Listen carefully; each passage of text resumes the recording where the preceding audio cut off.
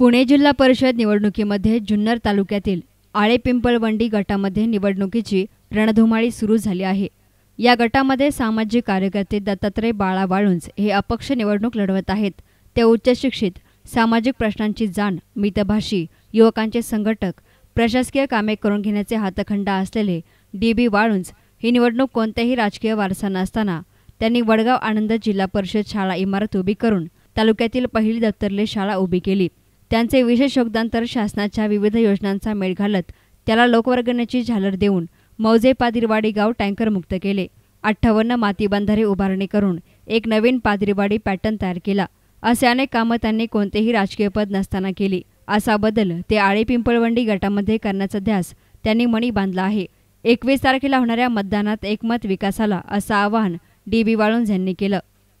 नमस्कार, मी दत्तात्रय बाळा वाळुंज उर्फ डी.बी. वाळुंज। मौजे वडगाव या खेडेगावात माझा जन्म झाला असून खऱ्या अर्थाने आमच्या गावातील जिल्हा परिषद शाळा 1956 साली बांधण्यात आली होती।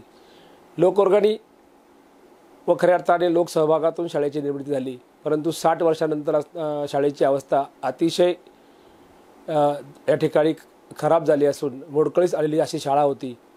म्हणून या शाळेचा विकास करण्याकामी या ठिकाणी मी एम्पॅथी फाउंडेशन मुंबई या सेवाभावी संस्थेला संपर्कात आणल्यामुळे आणि जिल्हा परिषद तसेच लोकवर्गणीतून या ठिकाणी आम्ही या शाळेची निर्मिती करू शकलो।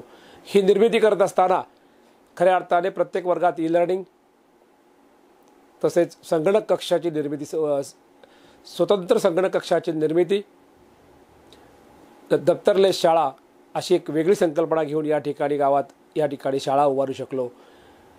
मला वाटतं जुन्नर तालुक्यातील ही पहिली एकमेव शाळा असेल की ह्या सगळ्या संकल्पना या ठिकाणी आम्ही राबवल्या आहेत। त्याचप्रमाणे नुसती माझीच शाळा या ठिकाणी माझ्याच गावातील शाळा न बांधता जुन्नर तालुक्यात इतर गावात देखील 7 शाळांची निर्मिती आम्ही या ठिकाणी करू शकलो। तसेच मौजे पादिरवाडी या गावात असणारा भीषण दुष्काळ, प्रत्येक वर्षी दुष्काळात टँकरची सुविधा, त्यावर होणारा खर्च, यावर एक पर्याय म्हणून खऱ्या अर्थाने जर काही निर्मिती झाली असेल तर गावचं समायोजन एकात्मिक पाणलोट व्यवस्थापन कार्यक्रमात झालं। त्यातच शासनाचा जलयुक्त शिवाराचा कार्यक्रम आला आणि या दोन्ही कार्यक्रमाला मेळ खऱ्या अर्थाने जिल्हा परिषदेच्या विविध योजनांची व या भागातील शेतकऱ्यांनी केलेल्या लोकसहभाग व लोकवर्गणीची जोड दिली आणि या ठिकाणी प्रथमतः नगारी ठाकरवाडी या छोट्याशा वाडी वस्तीचं असणारे टँकरचा प्रश्न या ठिकाणी टँकरमुक्त झाला गेला। आदरणीय जिल्हाधिकारी सौरभ रावसाहेब या ठिकाणी कळताक्षणीच त्या वस्तीला भेट देण्यासाठी पुण्याहून खास आले गेले आणि त्यांनी त्या ठिकाणी छोट्याशा शासकीय फंडामध्ये अधिक लोकवर्गणीची साथ देऊन लोकसहभागाची साथ पाहिली आणि खऱ्या अर्थाने समाधान व्यक्त केले आणि त्या समाधानाचंच खऱ्या अर्थाने कौतुक किंवा शाबासकी म्हटलं तरी वावगं होणार नाही। पादरवाडी गावामध्ये गाव तळ्यासाठी 25 लाख रुपयाचा निधी या ठिकाणी साहेबांनी मंजूर केला। त्याचा लागणारा पाठपुरावा आम्ही अगदी खऱ्या अर्थाने मनापासून केला आणि त्याचाच एक फायदा म्हणून त्या ठिकाणी 16.27 TCMचं गाव तळ या ठिकाणी निर्माण झालं गेलं।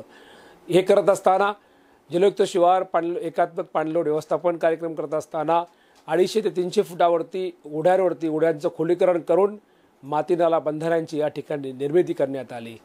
पाणीसाठा, भूजल साठा ज्याला म्हणतो आपण, याची पातळी खऱ्या अर्थाने आमच्या भागात खालावली होती। खालावली नव्हे तर 500 फुटाहून अधिक खोल गेली होती।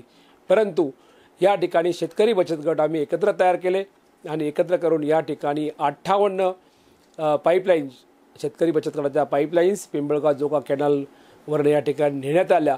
नेलेल्या सर्व पाईपलाईन्स आपणास पाहावयास मिळतील की या माती नाला बंधाऱ्यामध्ये सोडण्यात आल्या। खऱ्या अर्थाने जलपुनर्भरणाचं काम या ठिकाणी करण्यात आलं।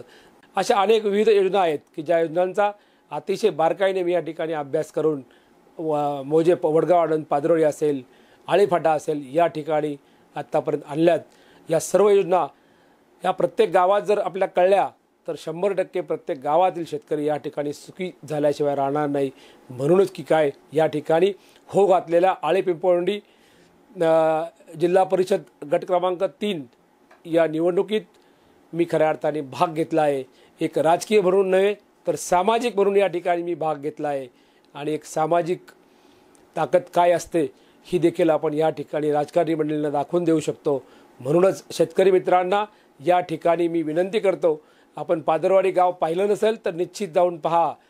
कधी आपण पहा गाव, आणि गाव पाहिलं तर निश्चित आपल्याला या ठिकाणी कळेल की या गावामध्ये शाळा, रस्ते, पाणी या सगळ्या सुविधा एकदम व्यवस्थित असून या ठिकाणचा शेतकरी आता भले 75% काम पूर्ण झालं आहे, पण या ठिकाणचा शेतकरी आज बऱ्याच अंशी सुखी झाला आहे.